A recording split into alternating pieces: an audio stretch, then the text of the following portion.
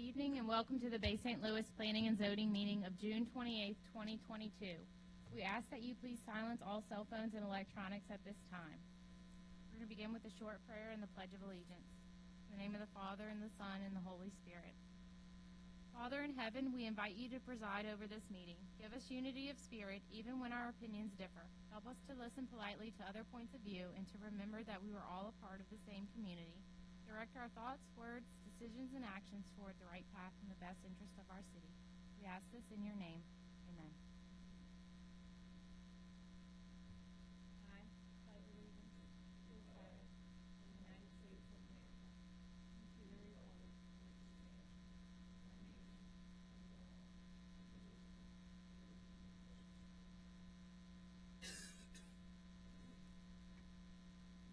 Okay, our first application is Stewart, application for variance to the zoning ordinance submitted by Robert A. Stewart, Jr.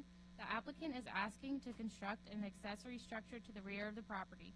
The applicant is requesting a variance of 2 feet, resulting in a 3-foot setback to the rear yard, and a variance of 2 feet, resulting in a 3-foot setback to the side yard.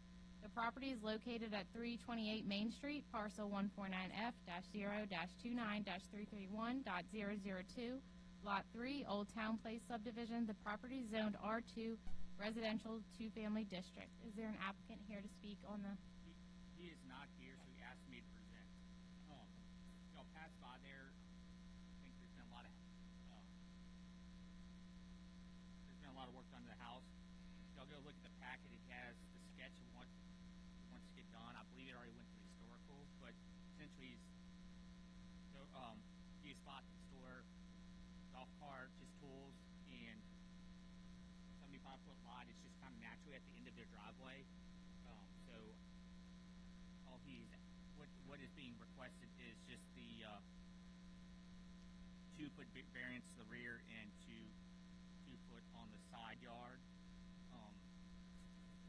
There was via phone call. The next door neighbor had no issue with it. The other one I did not hear from, but all it is so it's just going to be a 3-foot side yard setback on one side and on the rear of the building.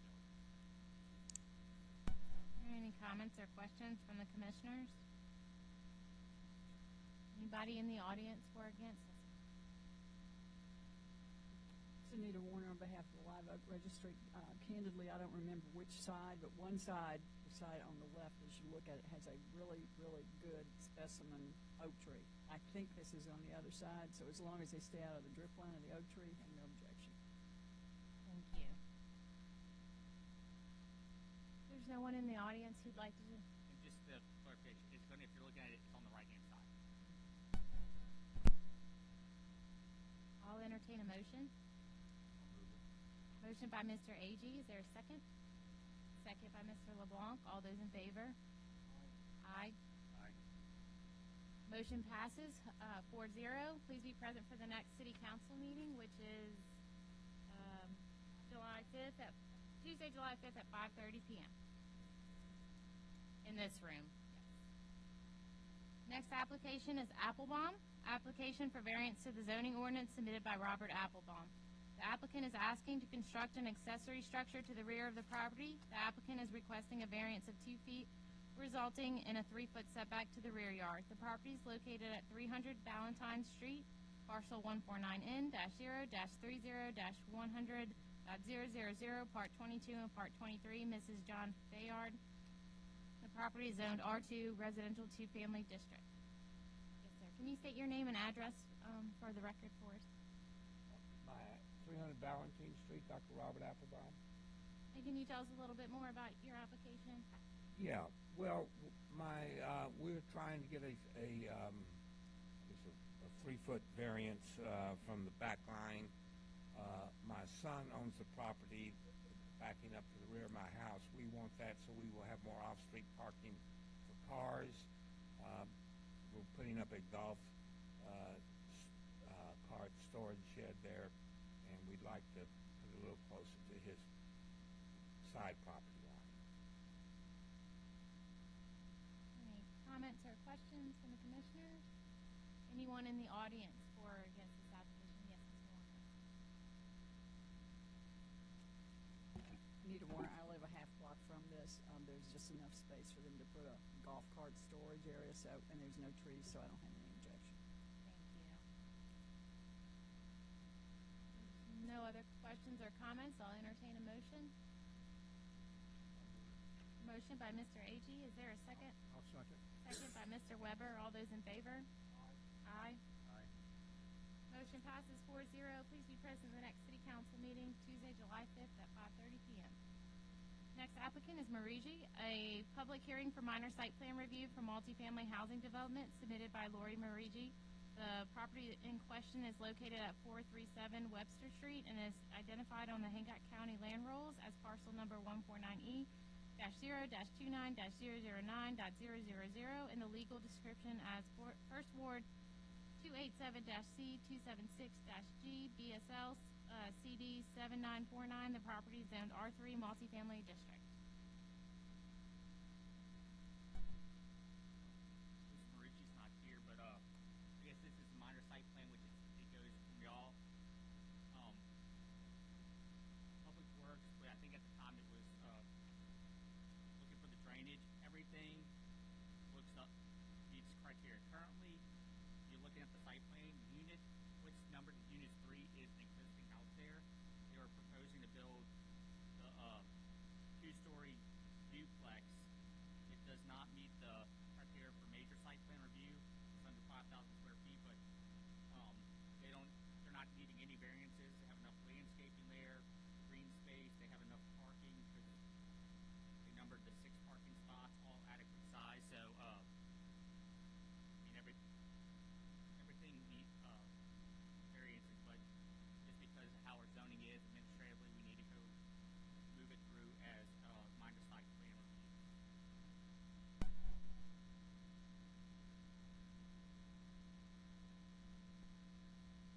Mr. McGee? Josh McGee, 419 Webster. I'm just very curious why this did a site plan review. We've had a lot of development on that area, and a lot of the complaints that came up have to do with drainage. This particular property had a lot of fill and continues to have a lot of fill. And all of that is circumvented through all the checks and balances. Throughout all the developments on Ullman and this property to here, none of that was done. And when we've asked to see the due diligence with engineering, with calculation, neither developer or the city floodplain manager can provide this information, which I believe are the same entity. For this lot, or are you talking about previous lot? This lot and previous lots. They're all on a rim. All this rim flooded in Katrina, and now we're filling it in, putting existing houses at more of a risk. You know, my house is one of the oldest houses on this rim. I've been a resident there since '07, and I used to be on top of the hill. Now I'm at the bottom of the hill. Not only that, people are filling it in and causing encroachment and causing issues. Here it seems like we're coming up because of a multi-family issue, which R3 that's our right and privilege. So I'm kind of curious why we're going up there. We're saying that the drainage was done fine, but in this area, not particularly this, but other areas, and this is adjacent, which makes it somewhat sensitive to these laws and these regulations, stormwater and floodplain management, that this due diligence needs to be done, and I have not seen it. That's my concern. Thank you. Anyone else in the audience or against the application?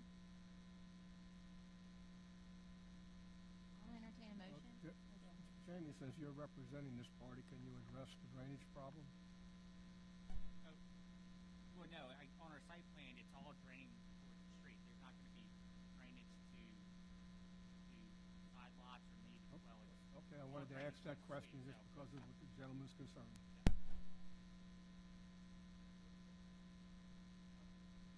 I did see the site plan, and the arrows showed to the street. Originally, the street was just now raised 6 inches, and this is higher. But it also creates approaches to the other neighbors and behind the house, because they added a lot of fill. I mean, if you add fill, it goes like this, it runs off like this, all in back, and there's swamping issues over there. It does drain this way, but what they're claiming is not accurate. I'll have to leave that up to the city engineer. Are they filling more than 2 feet? By the city, you can fill up to about 2 feet. You would have to go on a site-and-site specific place. A lot of places around this area, you know, it's a lot greater than 2 feet. And it's supposed to be 2 feet around the base of the house, not the whole entire lot. Any other comments or questions from the commissioners? I'll entertain a motion. I'll make a motion to approve it. Motion by Mr. Weber, second by Mr. Agee. All those in favor? Aye. Aye.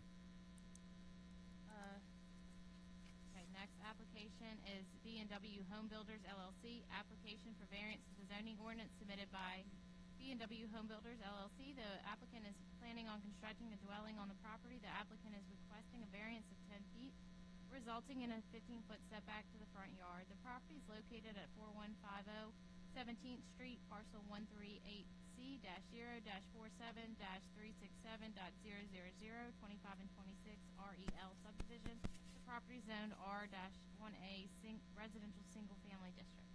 The applicant here to speak. State your name and address for us. Kevin Barty, it's 4150 17th Street. We're just trying to move the house.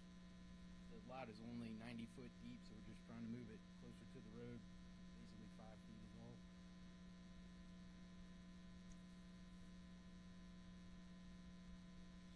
So instead of 15 foot, we're just trying to have a 10 foot offset. It's not a lot, just doesn't have a lot of depth. No, it doesn't. It's right on top the way it is, so we're just trying to move it forward a little bit. Any comments or questions from the commissioners? I had 2 people sign up to speak. Is it Well, that was us. That's Oh, Kevin okay. there. Yeah. anyone else in the audience that would like to speak for or against the application? I'll entertain a motion. Motion by Mr. Agee. Is there a second? Second. Second by Mr. LeBlanc. All those in favor? Aye. Motion passes 4-0. Please be present at the next city council meeting Tuesday, July 5th at 5:30 p.m. Broome, application for variance to the zoning ordinance submitted by Jerry Broome Jr. The applicant is planning on constructing a dwelling on the property. The applicant is requesting a variance of 3 feet, resulting in a 5-foot side yard setback to both side yards. The property is located at 10132 Bayou View Drive East, parcel 138D-07-17.169.000, 118, Block 2, Unit 6, Shoreline Park. The property is zoned R1A, Single Family District. Applicant here tonight.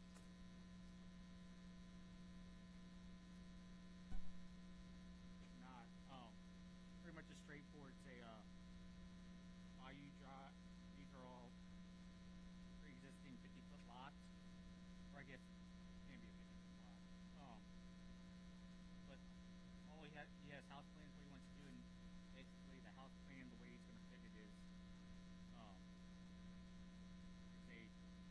39.2-foot wide house that he wants to construct. So, it's just put in the middle and have 5 foot to the side.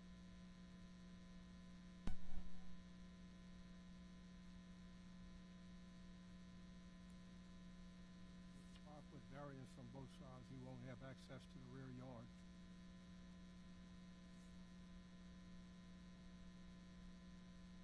He needs to move the house one way or the other so they could have at least 7 feet on one side. Is there anyone in the audience that would like to speak for or against this application?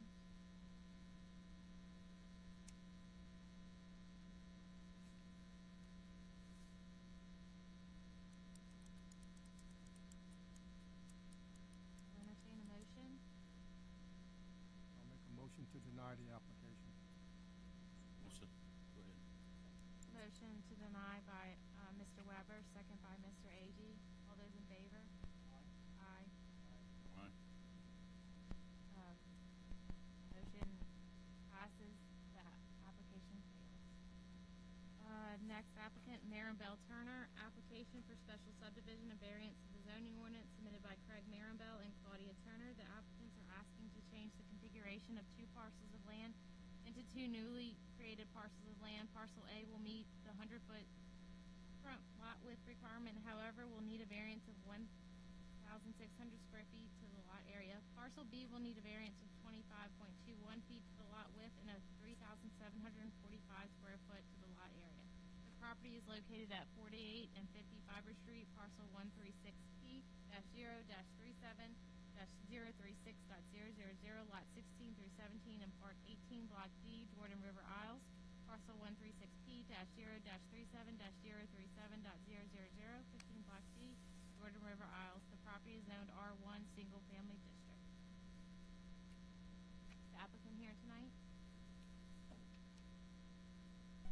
Well, I will address the applicant. So, if you look at your packet, I guess they have several surveys in it because when it gets subdivided, this is how many we're going to need.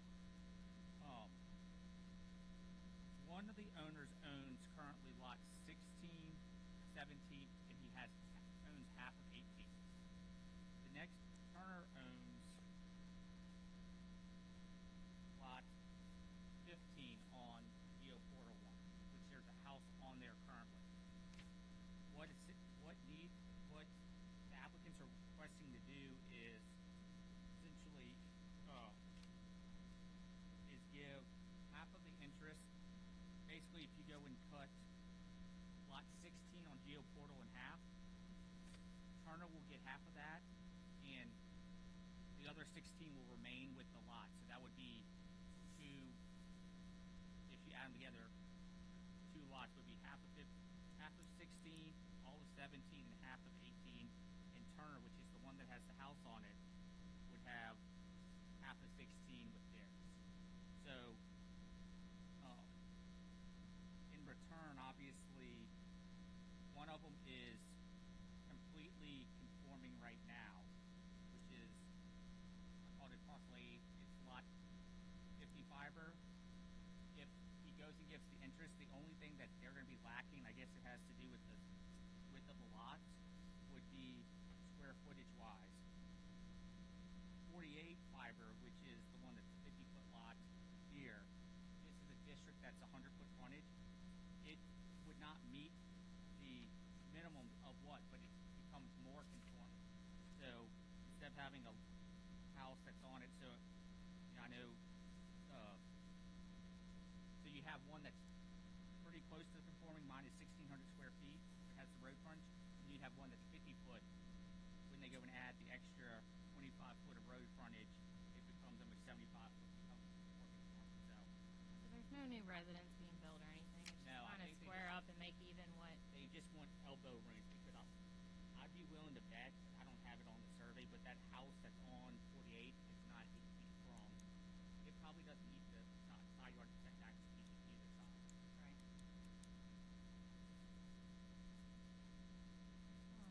Any other comments or questions? Anyone in the audience for or against? I'll entertain a motion. Motion to approve by Mr. Agee. Is there a second? I'll second. All those in favor? Aye. Aye. Motion passes. Next application, CORR Financial, application for special use district preliminary subdivision plat approval and variance to the zoning ordinance submitted by Rodney CORR. The applicant is asking to subdivide 2 existing parcels into 7 new parcels of land to create the Tammy CORR subdivision. If granted, parcels 1 through 6 will meet the required lot width and lot area.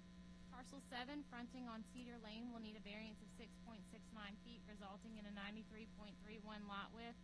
The use for which the special use district is sought is single-family dwelling. The property is located at 400 North Beach Boulevard and also fronts on the 100 block of Ullman Avenue, parcel 149G-0-29-034.000, First Ward, 310, Bay St. Louis, parcel 149G-0-29-037.000, Part A, Ullman subdivision. The property is zoned R1 Single Family and S1 Special Use District. Let me just give some clarification. Y'all have seen an application similar to this.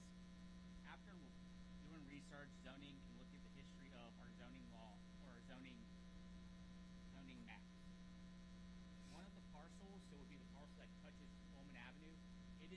special use district, which means probably R1, technically probably an R1 overlay. That's the history that was fuzzy, but part of this application is that the special use district doesn't have any uses with it. So part of this application is the applicant is requesting that the special use in the special use district to be single-family dwellings and using the R1 lot sizes. So it wasn't like y'all when something similar came last time, but the special use district use is going to be single-family dwellings on R1 lot sizes. Go ahead, Mr. Rodney CORR, 422 Carroll Avenue. I was before you before with 8 lots, and I came back with 7 lots. So everything on the R1 is by right. I have the road with the oak tree, and we have some pervious concrete around the oak tree, and the lot in the back on Cedar Lane just needs a variance of 6.7 feet from the 100-foot setback. All the other lots meet all the requirements in R1.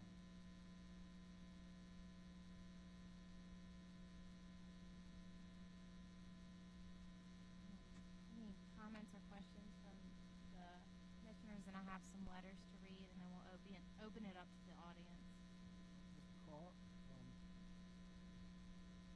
I understand that you have by right to build on all the lots.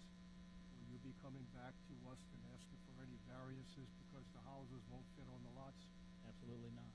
The 2 in the front are 15,000 square feet, which is required because it's beachfront. All the other lots are 12,000 square feet, and all of them have a 100-foot frontage. Thank you. This many lots it would not be by right. I mean, it meets the R1A requirements, but because it's more than 3, they would have to come here even if you weren't asking for the variance on lot 7, correct, Jeremy?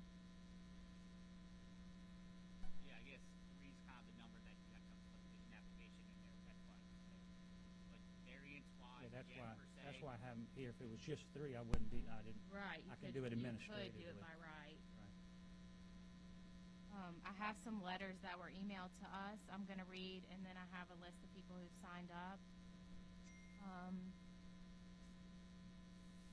Army Corps Subdivision, Planning and Zoning Meeting, June 28th, 2022. Corps Financials application before the P&Z Commission for a new subdivision as drawn has numerous violations to the city's subdivision regulations detailed below. From my interpretation of the same, variances cannot be granted in these instances because there are no extraordinary hardships and greater financial return can't be considered. The plan as drawn indicates that the absolute minimum for lot size for beachfront property as well as R1.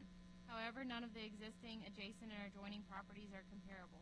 The north adjoining property, Jordan Beachfront, is 30,400 square feet in size, and the south adjoining property, Beachfront at Ullman and Beach, is 30,480 square feet in size. The Williams property adjoining to the west, R1, is 33,360 in size. No other beachfront property in the 300, 400, 500, or 600 block of Beach Boulevard has been comparably subdivided. Dedicated minor street servicing the landlocked lots is not provided with curb and gutter as required in section 401.1.f. Dedicated minor street requires a cul-de-sac according to section 401.1.l. Lots 3, 4, 5, and 6 are not at right angles with the dedicated minor street as required in section 401.8.a. Lot 6 does not have the minimum frontage on road in accordance with section 401.8.a. The utility easements regs require 15 feet for the minor street as drawn are not in conformance with section 401.5.a. Variances requested for lot 7 do not conform with the established lot size, shape, and orientation of adjacent and adjoining properties, do not provide for utility easements, and the site plan does not depict the 3 protected oak trees.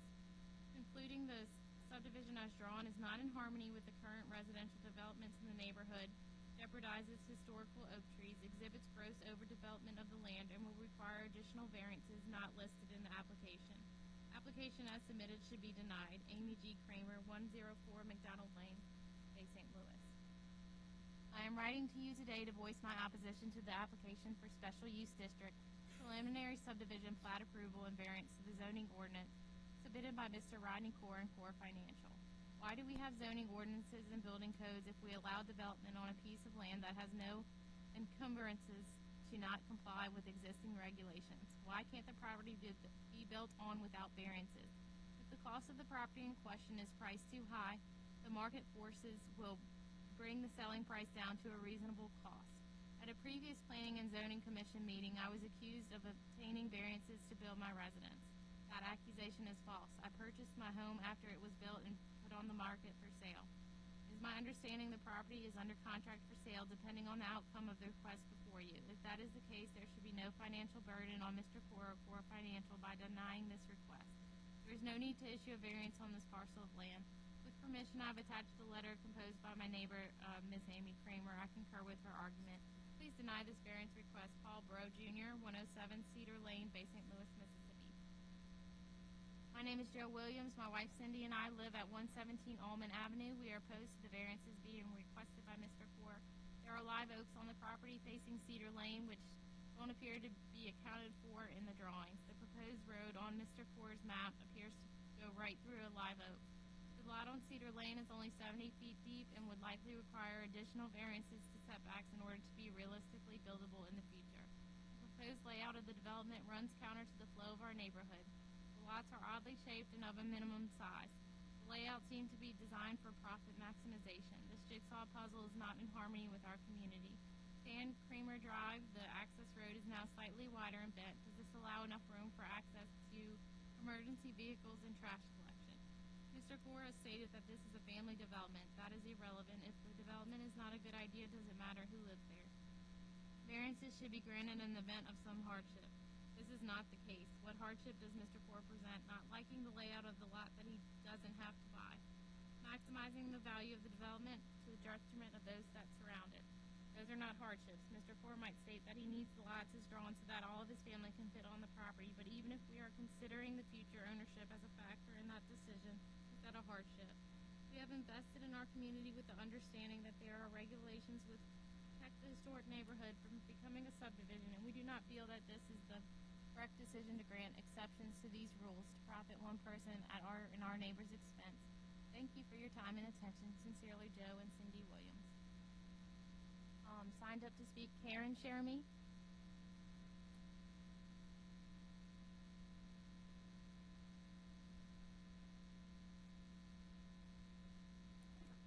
Karen Cerami, 100 Ullman, directly across the street from the lot. I spoke at the last meeting. My feelings have not changed. I've looked at the lot that he's proposed. I still feel that it's too dense for that piece of land in that neighborhood. All of the lots on beachfront go long and deep and are beautiful. I understand that progress needs to be made so that people can come and enjoy our city. Like I said at the last one, I feel like 4 on that piece of property would give beautiful yards and enough room for children, grandchildren, or whomever to enjoy that land. We have put a lot of money into our land, and I really don't want it to be looking out on a whole bunch of homes. I also don't feel the road makes it any safer against fire. I really don't. And I just hope that y'all consider my feelings, our feelings. I don't feel like the neighborhood wants it. It's not something that should happen. Thank you. And then Caitlin, how do you say it? Cerami. So I had someone spelled it the same way, and they said, Caitlin Cerami, 100 Allman Avenue. For me, I have lived there for 17 years. I am 24 years old, so my entire life. I tried to help when I was 13 to get Hotel Reed to be demolished because I had to walk home and it was just very dangerous. I have known that property my entire life. I I have wanted it to be a beautiful home, a beautiful playground, whatever people wanted to do with it. This is not what needs to be done. 7 houses or 7 properties on this lot will detriment the neighborhood completely with fire hazard, with emergency vehicles needing to get into it. It's just not practical. Like someone said, it's not, the road doesn't have a cul-de-sac to it, so how are trash vehicles and how are fire vehicles supposed to get around that entire property? Also, I don't know how the other neighbors would feel, but I would be really pissed off if my house caught on fire because 7 other houses caught on fire. Also, we really don't know what the future might hold for this property. He might say right now, oh, it's going to be for my family, but if we're going to actually talk about future use for this property, then we really need to talk about him potentially selling it and y'all having to talk to 7 other new owners or 6 new owners of these pieces of land for future variances. It's not very economical, and also, I'm a marketing major, and I looked at it in 2010. A paper came out saying that 52% of economic growth happened on scenic routes in the United States, and that is significant for our small town. The scenic route is what makes people come and tourism come, and if they see this monstrous cul-de-sac and subdivision happen on pieces of property that it shouldn't be, it's just going to look like an eyesore. And also, this is the beginning of cruising the coast area. This is like the beginning of it, and the traffic, it will be immensely burden on the people of Almond Avenue and Cedar Lane. And I just want y'all to please take advising on that, and also please really take advising on the fire hazard it could potentially be because of what Hotel Reed was. That literally took 24 hours to get under control, and it wasn't easy. And thank goodness the trees were able. Thank goodness the other houses were able to survive. But we don't know about these 7 other houses. We don't know what these other people might want to do. And yes, he says it's for his family, but we don't know that. Thank you. Thank you very much. Miss Anita Warner. Anita Warner on behalf of the Live Oak Registry. We have a tree protection ordinance, section 302.192, and the Bay St. Louis ordinances protects any live oak tree that's in excess of 38 inches in circumference. This piece of property has 3 live oaks that are protected under that statute that front on the beach in Ullman, and then at least 3 more back on Cedar Lane.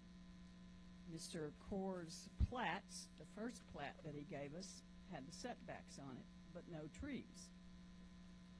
This plat puts some trees on it, but no setbacks.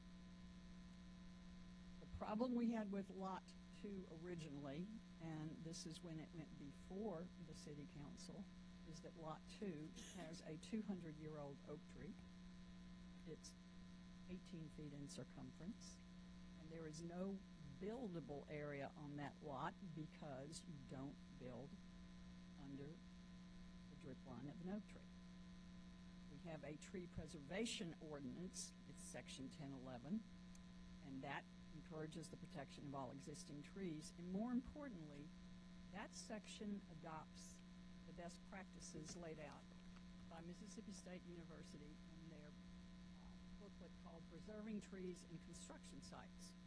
And what it says to do is before you do anything else, you fence off those oak trees. If you want an example of that, excuse me, look across the street at the police station. They started building, and the first thing they did was they put fences outside the drip line of the oak trees.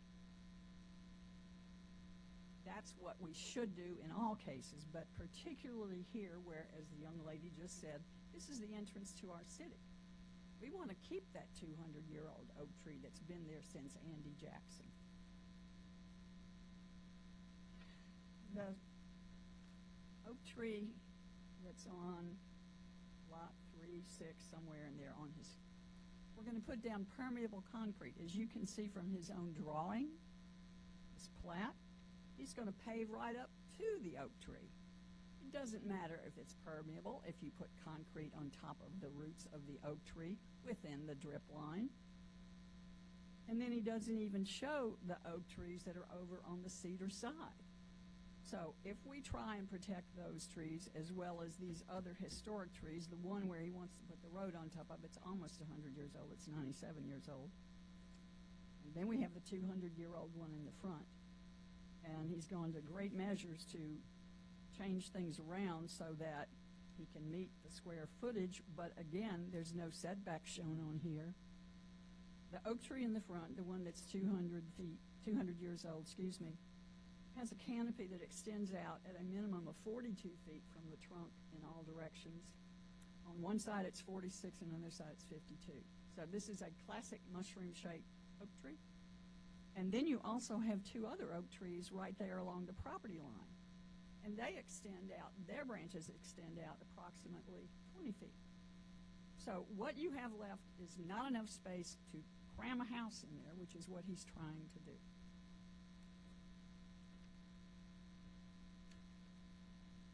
As the young lady noted as well, Mr. CORR doesn't own this property. He just wants to buy it. We ask that you turn this proposal down. Thank you, Ms. Warner. Is there anyone else in the audience that might like to speak that didn't sign up? I'd like to just, my first thoughts looking at this new subdivision proposal is not so much the fact that the lot's being subdivided, it's a lot of land, it's just the way it's being subdivided. I agree with some of the comments made. It is still a little too dense for me. And I'm just thinking if it is a prominent spot, like Miss Sieramy said, like just think if you're coming in and you have all these lots divided askew like this, if everybody were to fence off the edge of their property line, you would just be looking at a jigsaw puzzle of wood fences or chain link fences, however it may be, coming from both Beach Boulevard and Almond Avenue. I just don't think that's a good, this is just such a prominent lot. It's special for me too. We've said that over and over. The old Hotel Reed property. And then lastly, I have the same concerns about the oak trees, especially that one in the front, trying to protect it.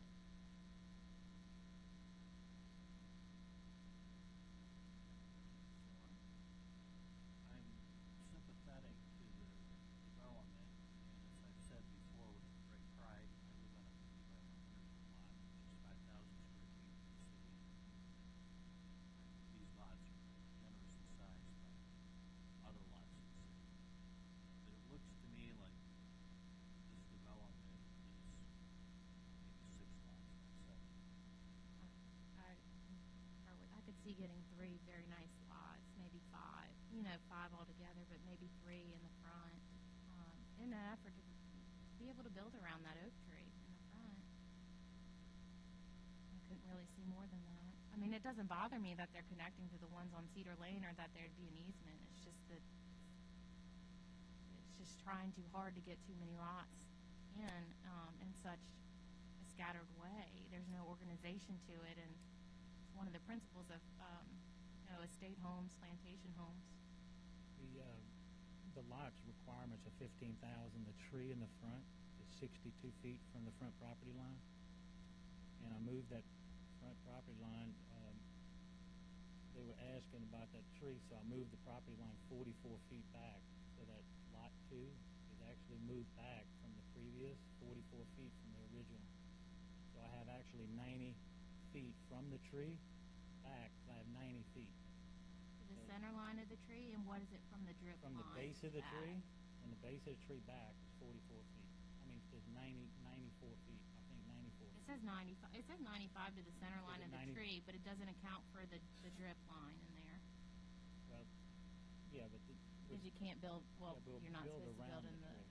You don't have to- within the drip line to save the tree. that's correct. But we have plenty square footage to build that house. But, we have 15,000 square feet on that lot, which is proposed and which is required by the city of Bay St. Louis. And all my other lots are 12,000 square feet, which is a R1. comments or questions? I apologize about my Walmart attire tonight. I mean, I just had Oh, knee surgery 10 days ago, so I just wanted to apologize. It's not my normal attire. No judgment zone. Yes, ma'am.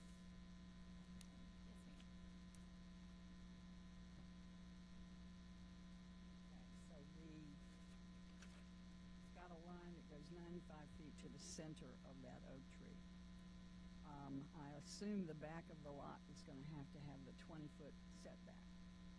That would be between lot 2 and lot 3, if I'm looking at his plat correctly, because the front's on the beach and so the back is up against. So that's 20 feet out of 95, so that's 75. The drip line on that oak tree extends almost 45 feet. Gives you 30 feet to build a house.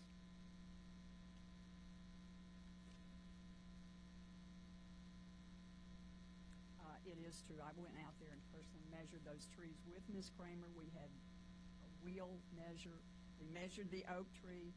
We did all sides of the oak tree and the drip line.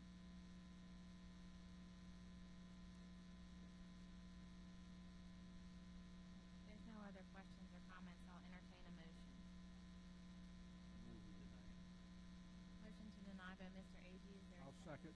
Second by Mr. Weber. All those in favor? Aye. Aye. Motion passes. Application fails. Please be present at the next city council meeting, Tuesday, July 5th, 5:30 p.m.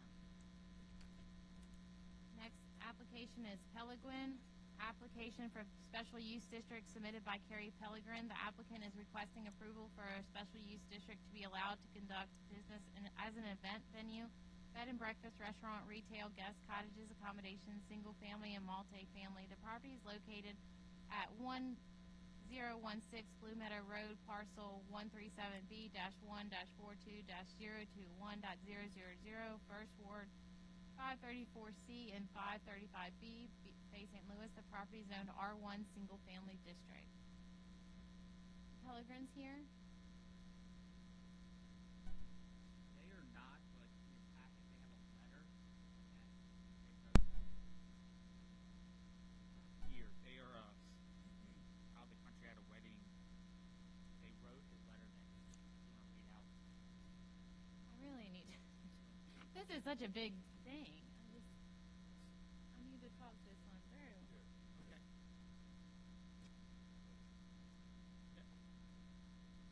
All right, so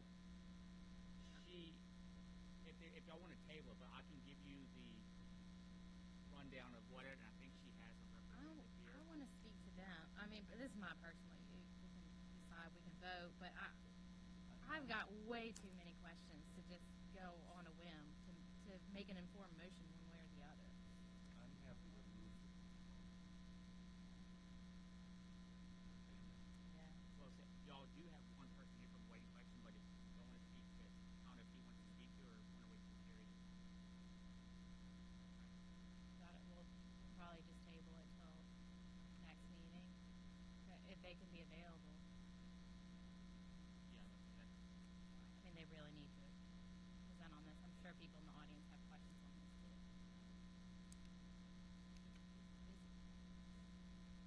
Yes, it's pertaining to this because it's pertaining to other ones that have been in this meeting. Several times I've been here to speak against, and nobody's even spoke for. And it went through anonymously through y'all's group. That's amazing. And we're pushing these things up. I'm glad y'all had the foresight to push this one forward, the next one. There's many of these that y'all just had, just like the one we just talked about that I spoke against. And y'all did not satisfy any of the draining issues. On all the things on Holman, it has not been I respect all satisfied. your opinions, and I agree Thank you. 110% that there's a drainage issue in the city, and that we're all sinking. But we cannot address the drainage personally for these applications. We're only looking at The variances applications, being whether they're on presented. there or We're- existing this- on there, they're these- not on there. You passed it forward, regardless. With Thank the you. drain, concerning the drainage, are we not speaking about the drainage? I can speak on several projects. Yes. Drainage was the issue. That needs to be addressed with the city engineer or the city council members about It's addressing. part of the building code. And they're circumventing the building code, which is requirements with due diligence in engineering and technical data is required. That is part of the building code. Those are not being filled. No other ordinances or variance should be given to these So properties. this pertains to this application about presenting, about wedding No, venues? no, no. What pertains with this Okay. application is that you are deciding on these without any representation of the people asking for the variance. You have strong objection to it, and still you'll unanimously vote for it. That is the issue. Thank you.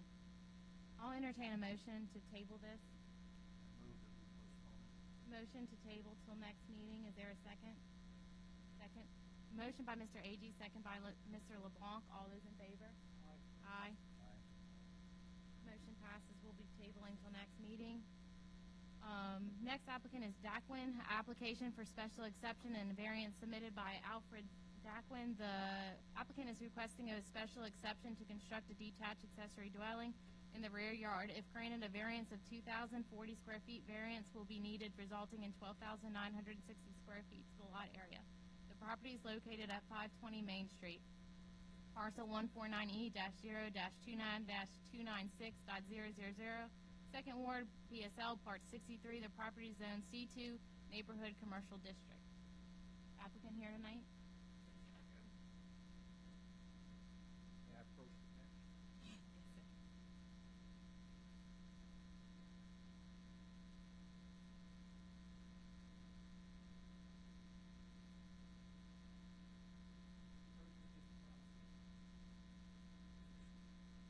State your name and address. My name is Alfred DAQUIN. I live at 54607 Travis Thomas Road in Angie, Louisiana. We purchased this property about a year ago, I guess. We subdivided it into 3 separate lots. And the plan is to build our retirement home on the property, so we submitted our plans after we got the lot subdivided, and we were told that we needed another variance for it. We needed a variance for the lot size, so we're requesting a variance of 2,000 square foot so we can build a guest house behind our house. The lot is 200 feet long, so there's a lot of room back there. So we have a huge family. We're expecting a lot of visitors, so we just thought that this would be something that we would want to do. It will meet all the setbacks on the sides and the frontage. The only variance we're requesting is 2,000 square foot for the lot size. We did all the plot plans and the drainage plans, and all of that's included in the package. Any comments or questions from the commissioners? Anyone in the audience that would like to speak? Anyone signed up? If no questions, I'll entertain a motion. Yes. Doug Sears, City Councilman. How's the rear access to the parcel, the rear house? How's it going to be accessed? No easement, there's no drive, only a 10-foot walkway. Should a fire occur, how would that be? A fire get back there? I don't think It's a detached dwelling, which should require access. Should not have an easement, 10-foot roadway. I will get with Monty, but I'd be willing to bet that they have enough room to get hot. It says 10-foot walkway. But I guess with the hose. Yeah, the hose will go 150. I don't remember what we generally met sometimes, but for some reason 250 feet is generally what they want access to, and this is from other meetings we've had about different projects. I didn't notice that though. I There's thought no that rear was the access to drive. the property. The parking will be where?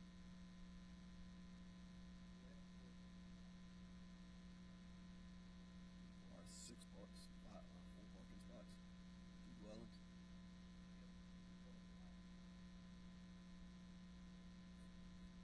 We have 11 foot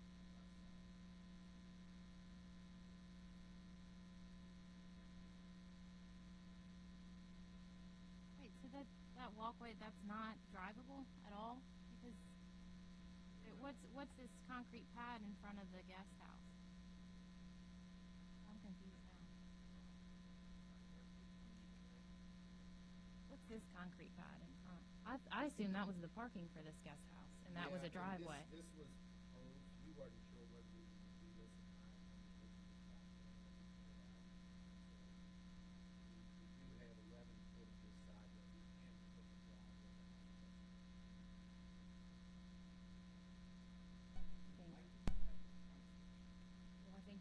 to, because Yeah. you'll need the parking for the guest house. Wouldn't make sense coming all the way. Yeah, from we the have front. 30 foot between 30, 35 foot. You can actually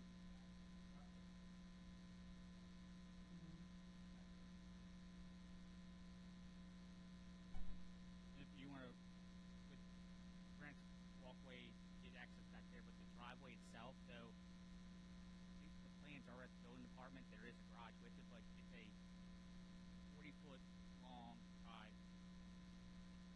20 foot, which is four parking spots. you have the 6 parking.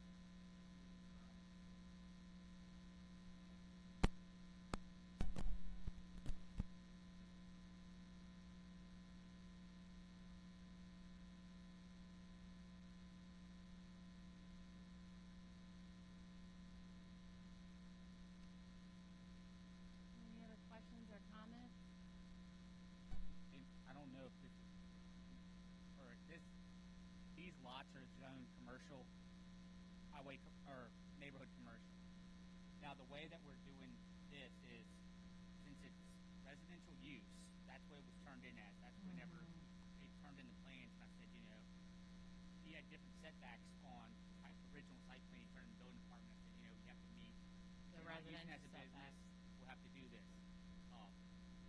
You know, I guess having the accessory dwelling is what he's requesting, because it has to be provided for special exception and everything else, but because of the zoning district, I guess technically speaking, you know, it could be a business, duplexes, multifamily, allowed by right. Right, on 0-foot Which- lot line. Which would be required a different process to go through besides duplexes. Sure.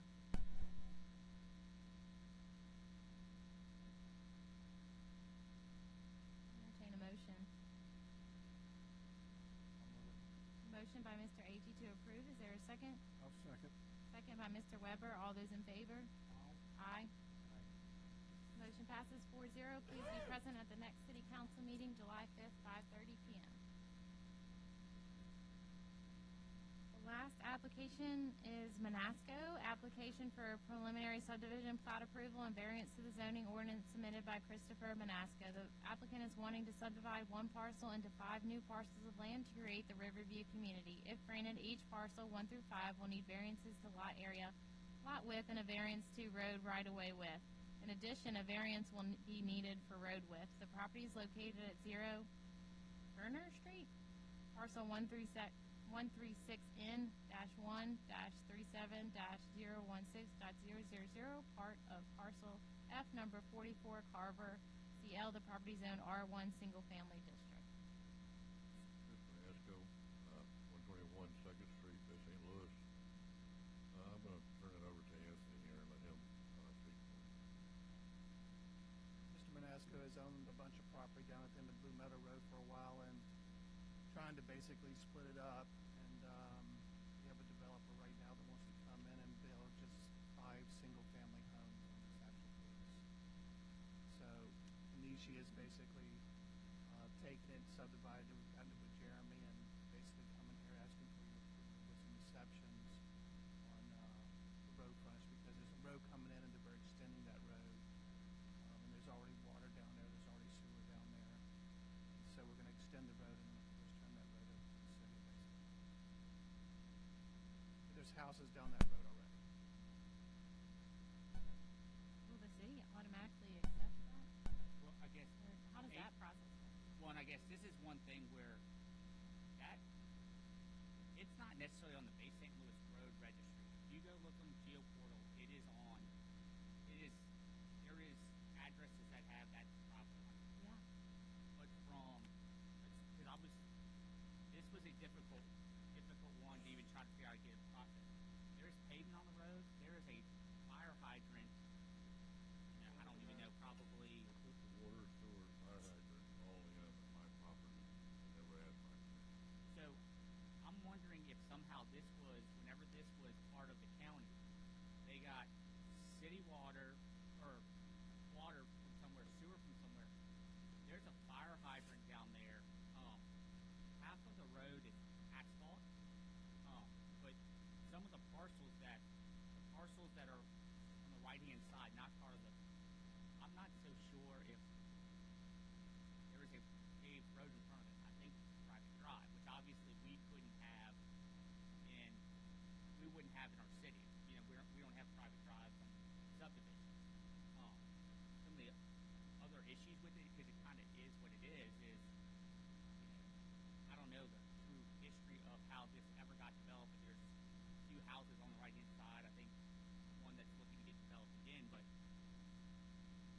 it seems like this section is just kind of a unique section that got inherited by Bay St. Louis during annexation, because there's on the original survey, which is the survey I got one time was in 1999.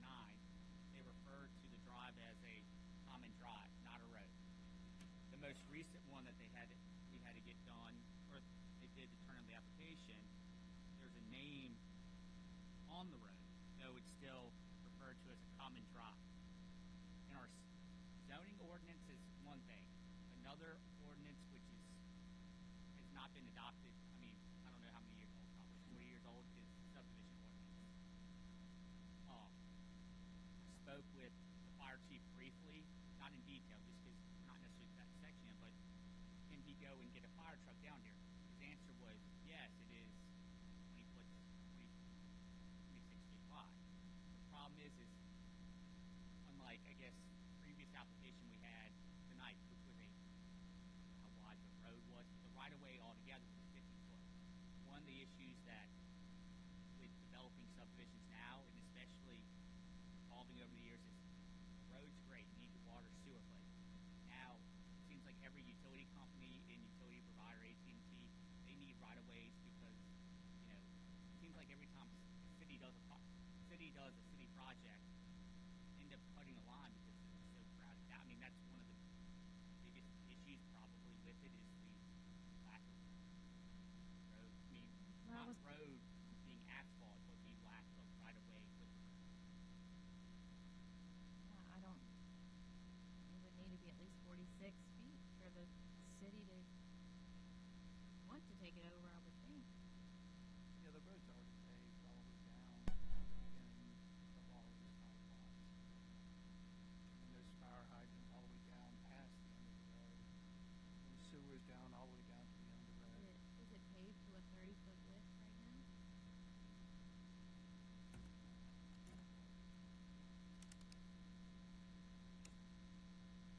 Maybe 12.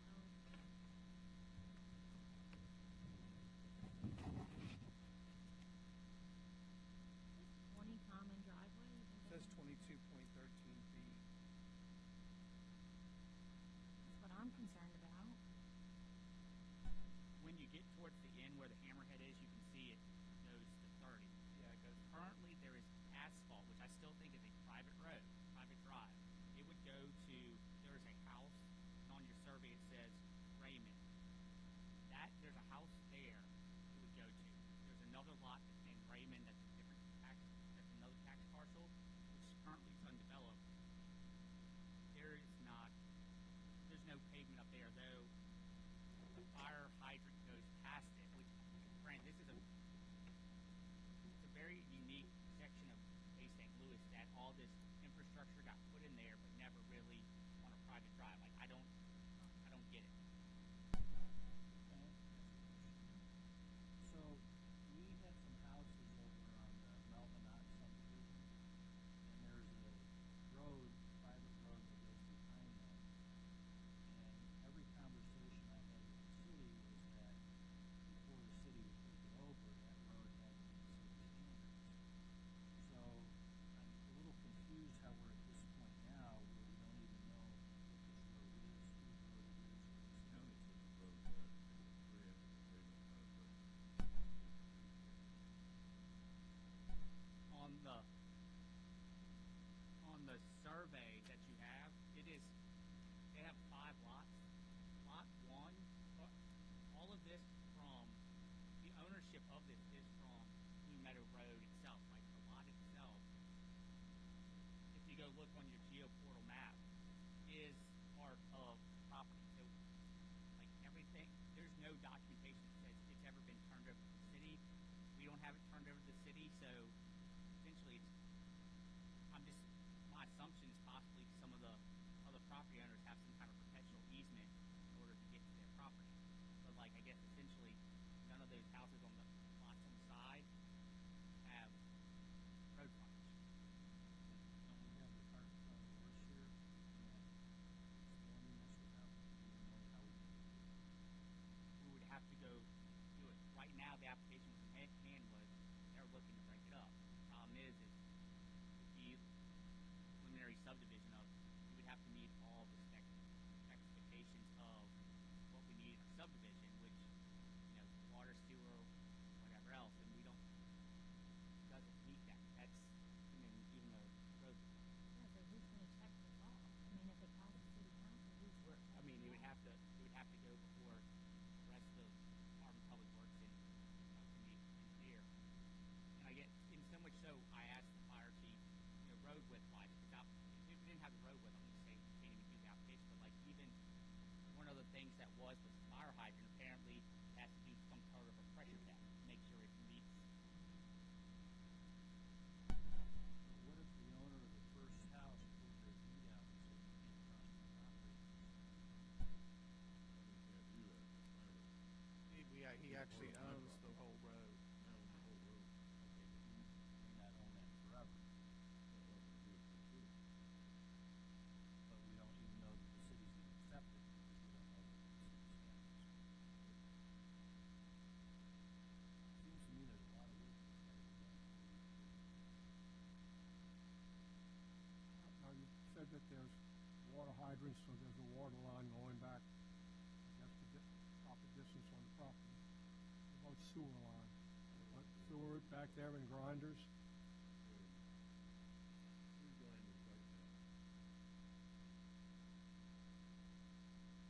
So it seems like what we need to do is just look at it as presented with the subdivision, and the city attorney can take over from here and make sure everything's okay. Don't know how to deal with the jurisdiction of everything. I couldn't find the property when I drove by. And I see you just surround it with canal. Is there a name? I mean, it's Surrounded by by you water or- all the way around it. But there isn't any name to it.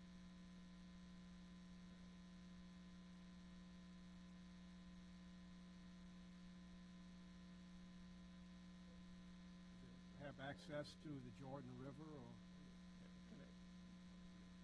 About 300 feet from Jordan River. So it's almost at the end of Blue Meadow. Yeah, very end.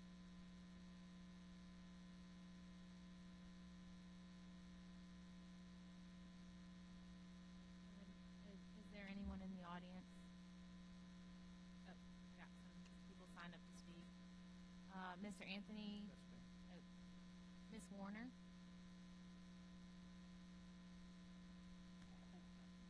Same objection I have for everything. I did not go down this street because it says private driveway. Okay, well, that's my question. If there are, then I want them to be fenced off just like the ones across the street. It's very heavily wooded. I didn't go down the street. Excuse me. I didn't go down the street because it says private drive. So I just want to say it's heavily wooded. I couldn't tell. If there are any oak trees, then let's fence them off. Right. Yeah, so the private drive that she's talking about is further down. This has all been mowed, it's all set up and been cleared out. Right in the middle of it. It's a paved road and it goes down, if you can see all these other little plots right here, these are houses. People live here right now. And the road goes all the way past these houses here.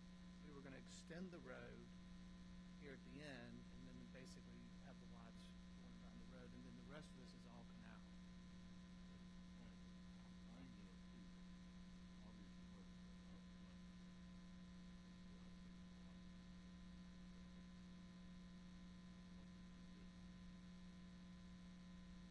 I have another person signed up to speak, Miss Leslie Williams. Sit down just for a second so we can hear her. Can you say your name and address for us? Leslie Williams. I live on 1861 Blue Meadow. I just came to learn about what their plans were for the building. I think 6 single-family homes. They must be small. And I don't know what the Have current. you seen the plat? Could you share a large plat with us? It's 5 Who's your neighbor? single-family homes and they're 2 houses.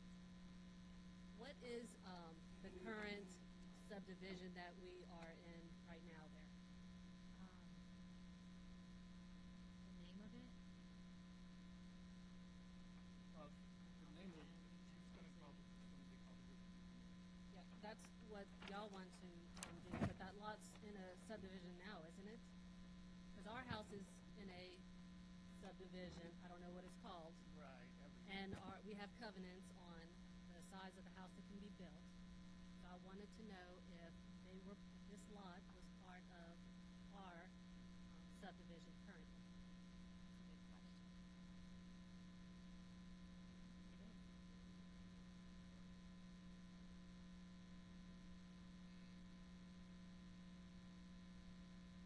a good question. It is.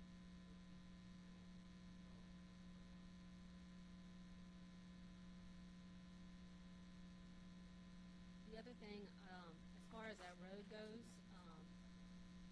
I don't believe when we moved into that house that road was there. I think it was recently paved. No, that one was really recently paved. The one that y'all have, I would say within the last 10 years has been paved.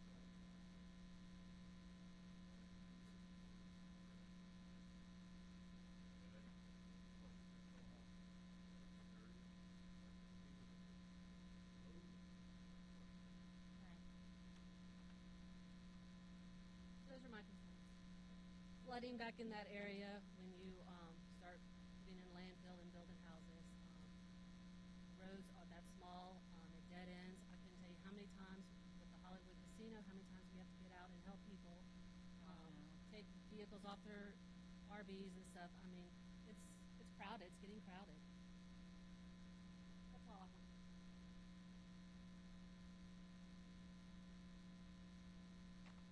This is right across the street from all that undeveloped land, Safari Zone, all that commercial area. Blue Meadow Road.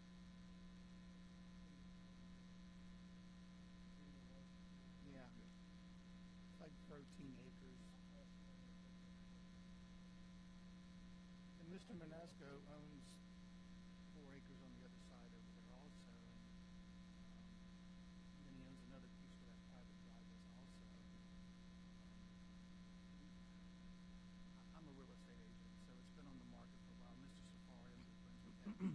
It's been on the market for a while, and nobody really has the money to come in and spend that amount of money to develop those areas. So we've been forced to kind of subdivide them into smaller lots so people can come through. But this actual guy here, he wants to come in and build like 200 really nice homes. And we know that this is preliminary. Now, I did speak to Jeremy a few times about this, but there's a few things that have to be answered with the same question, right? So number one, you got the paved road coming in. You're going to have the right sewer come in. You're going to, and it's there, but you still got to extend it to each one of those homes.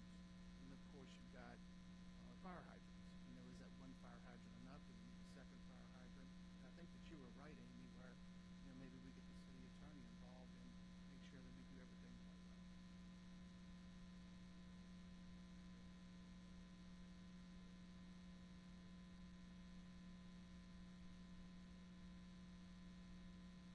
I mean, in terms of looking at it as a subdivision, I mean, the lots are larger than the ones adjacent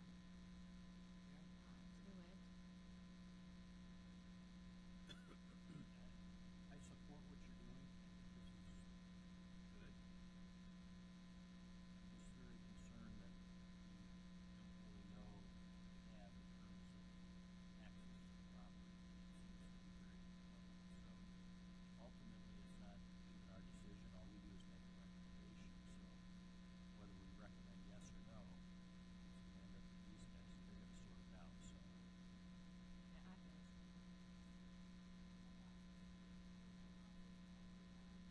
Yeah, I feel so. Yeah, the mailbox is on.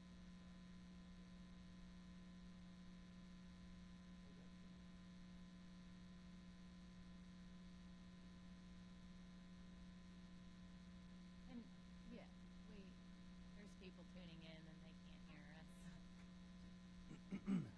Can you state your name and your address so we know? Yes, my name is Katie Nikes. I live at 1794 Blue Meadow Road. I know that sounds kind of different because we're talking about Kerner Drive, but that's because my property butts up to Kerner Drive and Blue Meadow Road. Originally, our address was on Blue Meadow Road before Katrina, and we were stated to be Hancock County. We had a well for our water and sewer, And after Katrina in 2007, that's when Hancock County came and put the water and sewer in. That's not through Bay St. Louis. So we do our water up. Also, there is 3 grinders, but it's for the 3 current houses. Those are not, there's no other plumbing that goes back there. We have very low power lines, so all those would have to be raised.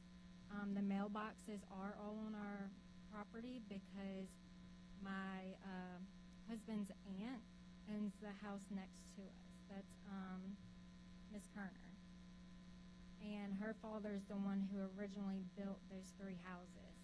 The last house is now owned by someone who is not family, but we still allow the mailboxes to be on our drive because there's a boat launch that goes onto our property, so you have to have enough space from the boat launch to the mailboxes. So one of my questions would be, where would all the other mailboxes go? Would we have to be a part of this new community? Would we have to follow the new rules and regulations of whatever might come into having a subdivision? Because our house has been in the Kerner family for 31 years. And it was passed to my husband, and that's who I'm here speaking of. Well, I can answer one. You wouldn't be subject to anything that they were doing on their land, like rules or HOAs or ordinances or covenants or anything like that. I'm not sure about the And I mailbox. wonder how much the property would have to be built up because it floods every single hurricane season multiple times. We evacuate to Ridgewood and the Kill because of the flooding. And I'm just curious how much is actually wetland. They will have to get wetland delineated if that is the case, and I'm assuming you're all in a velocity zone. They will be limited in the amount of fill that they would even be allowed to bring in. They would also have to get a letter from an engineer. There would be no adverse effect to any of the surrounding properties if they were to build in this velocity zone. Okay. And then another concern was like if it would be income based. The homes, if the homes would be income based. Okay. You had all these answers this whole time. You need a whole history of Turner Road. Yes. Does And that the answer- road is very small. It is a single car road. It's not accessible. The second home that Harriet Kerner owns actually had caught on fire and almost caught our house on fire because the fire department couldn't get to the fire hydrant to put the fire out. So our family had a hose in the canal spraying the house to make sure it didn't catch other houses on fire. So they'll have to address all those issues. They'll have to go through another review that's more detailed than this. They'll have to address all that to make sure. They'll have to meet with the fire chief would have to sign off on anything before it was official too. On our lot, yes. And the garbage truck already has to back down the remainder of Blue Meadow because there is no turnaround down there. So where would the garbage pickup be for all these It may 8 help houses? because they have a turnaround now at the end of the. Like our school buses can't even go down. They stop at the corner of Stewart and Blue Meadow. Thank you. Thank you.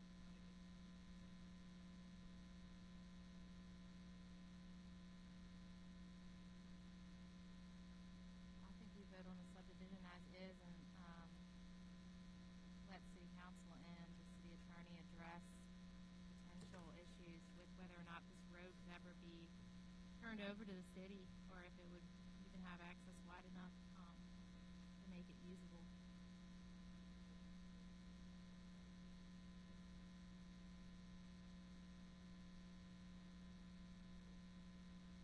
No, I see the edge of the property lines. I'm gonna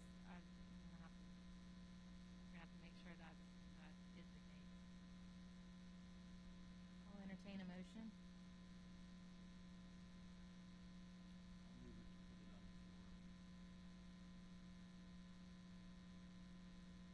Not move it, but I'm not saying I support it, I'm just saying I'm gonna move it. second to motion, but put it on the floor? I'll second. Second by Mr. Weber. Is there, all those in favor? Aye. I with reservations. We got some work to do.